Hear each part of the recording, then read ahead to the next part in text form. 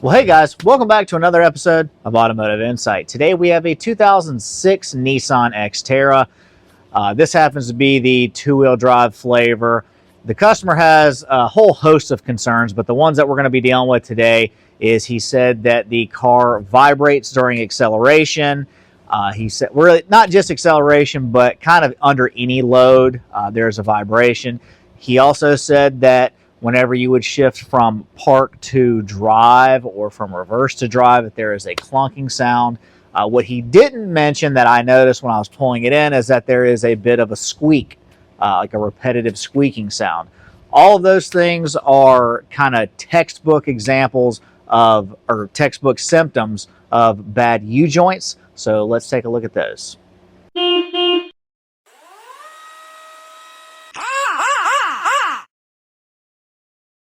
So this is our front U-joint. You can see that actually part of the cap is broken off of it.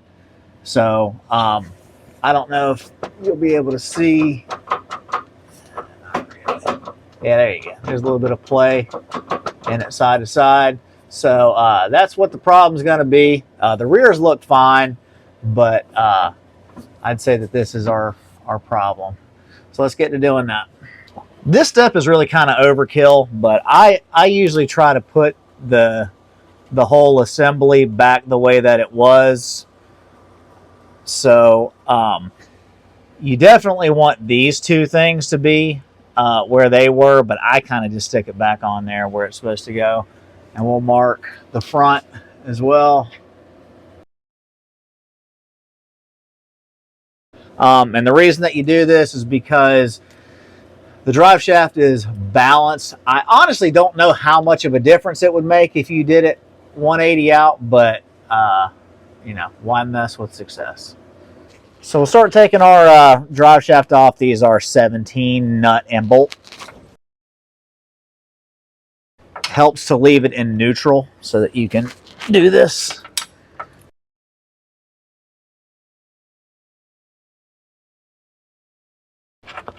Word of caution. I know most of the viewers of the channel probably don't have a lift. If you're doing this on the ground, make sure that your parking brake is on and chock the wheels. True story, I almost ran myself over when I was 13 doing U-joints. What I would probably do if I didn't have a lift would be I would jack the rear end up and throw jack stands underneath the rear axle.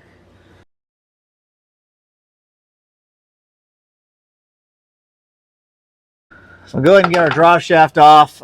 You're probably going to lose some fluid from the tail shaft. So we just kind of have this lightly sitting in the vise. We got to take these circlips out of it.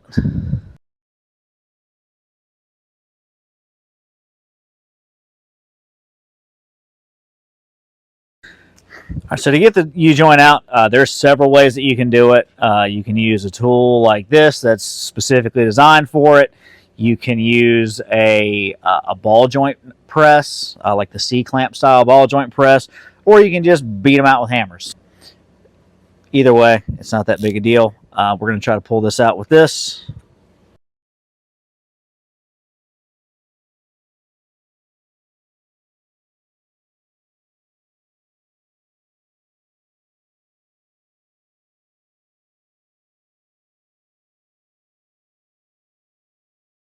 So when you get some exposed cup, you can stick some vice grips on it and pull your bearing cup off.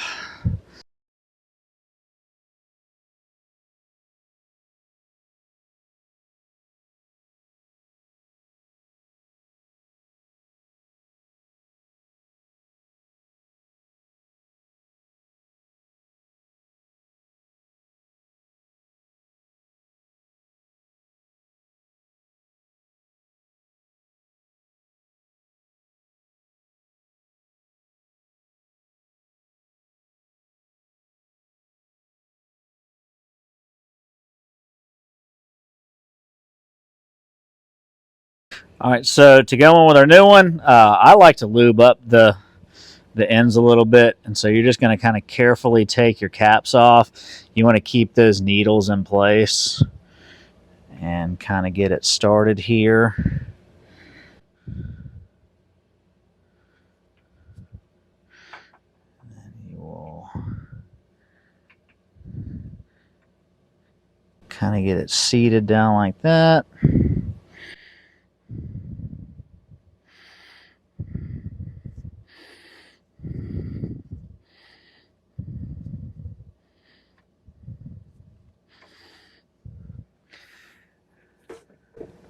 And they also make a tool for doing this part. I like to get it as much as I can, because with just a regular C-clamp,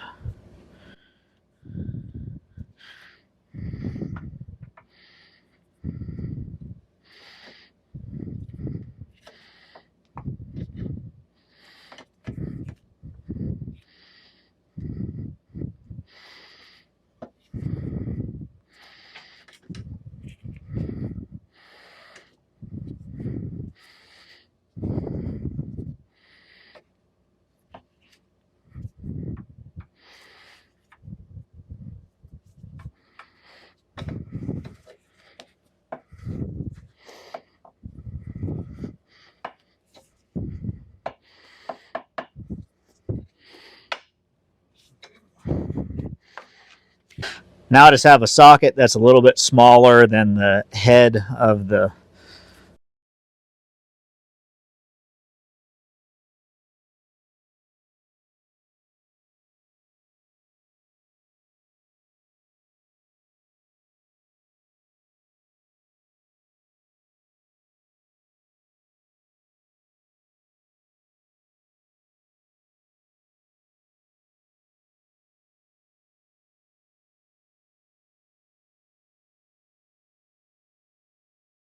so it appears to be just below the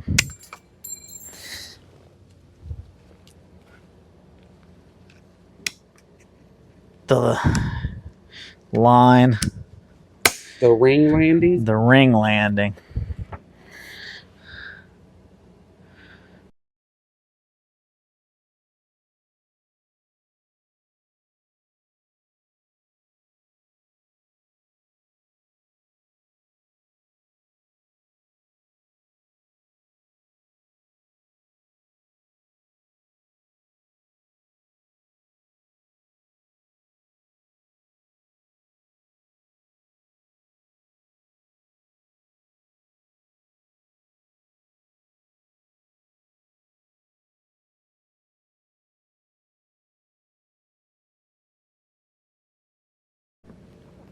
Once you get this in, always give it a good twist.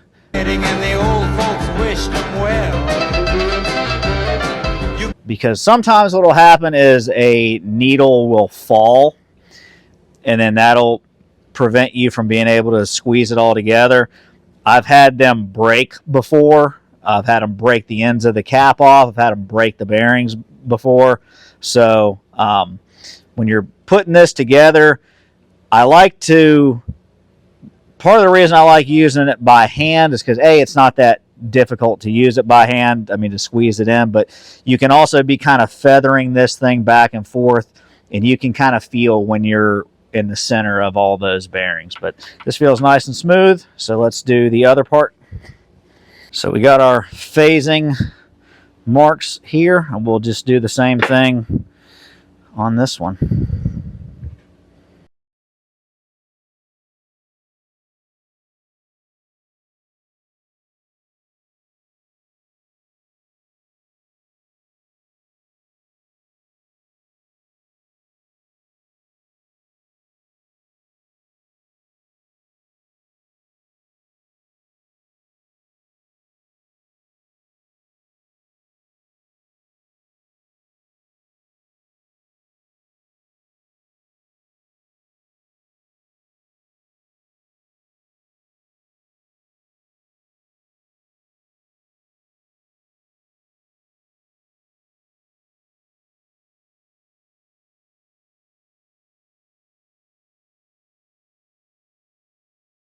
So once you get it all in, do a quick once over and kind of make sure that these circlips are seated. It's not uncommon to have to kind of go back and squeeze these things into place a little bit. But as long as they're all in and you don't have one that's, you know, trying to poke out from pressing it too hard from the other direction, you're fine, and this thing should be able to move nice and freely.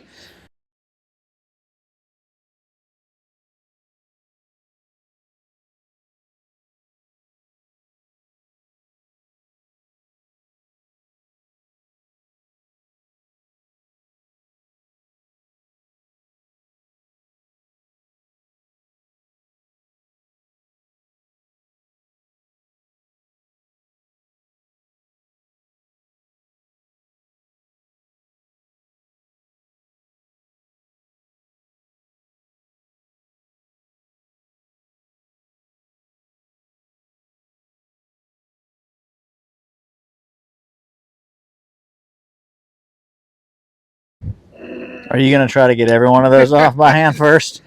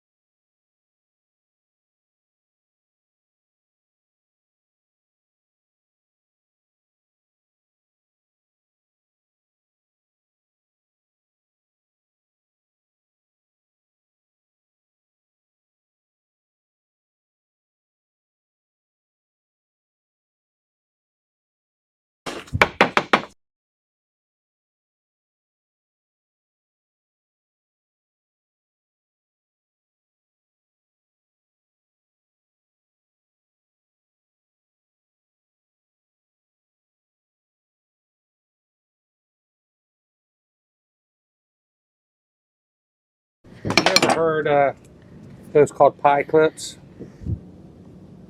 No. Because it's the shape of pie. Oh. I've never heard them call that.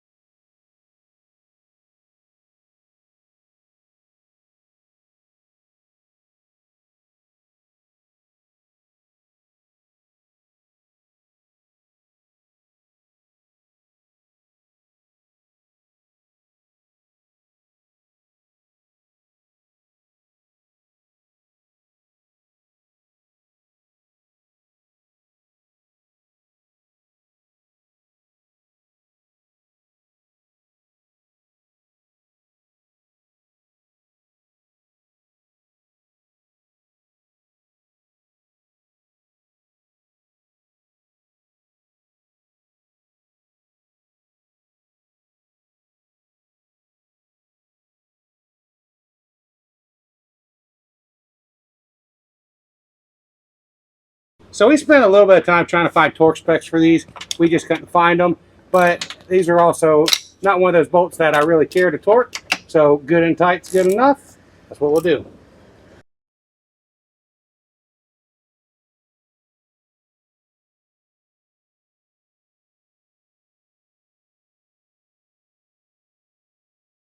Go ahead and throw a little bit of grease on these.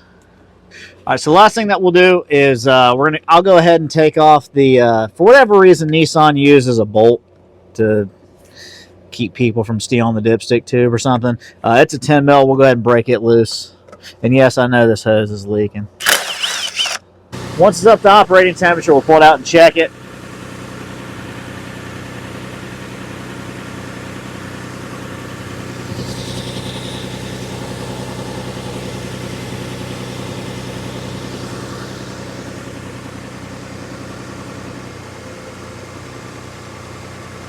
We got nothing on it, even at cold. So we're a little bit low. We'll have to top this one off. So we got our fluid topped off. Ours ended up being about a half a quart low. Now, I don't think we lost a half a quart doing it, but I didn't check the fluid level before we got started, so I'm not sure what it was. We'll go ahead and put our 10 back in, and no, I don't have the torque spec for it either. So we just got back from our test drive. Everything is fine. The squeak is gone, the vibration is gone, and the clunking is gone. So that's going to wrap this one up.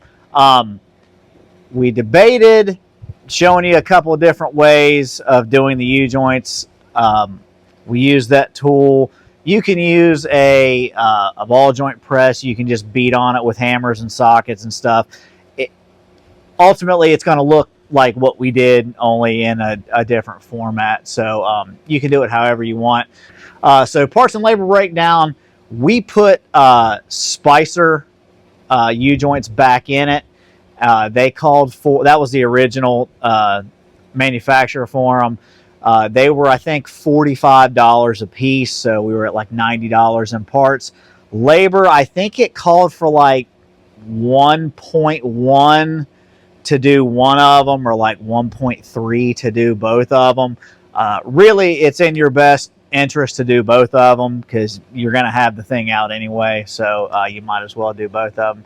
But anyway, guys, that's going to wrap this one up for today. Hopefully, we earned a thumbs up from you. Let us know what you think down in the comment section. We have new content for you every single week, so consider subscribing to the channel. And with all that being said, thanks so much for watching. We'll see you on the next one. I'll pick you up at 8.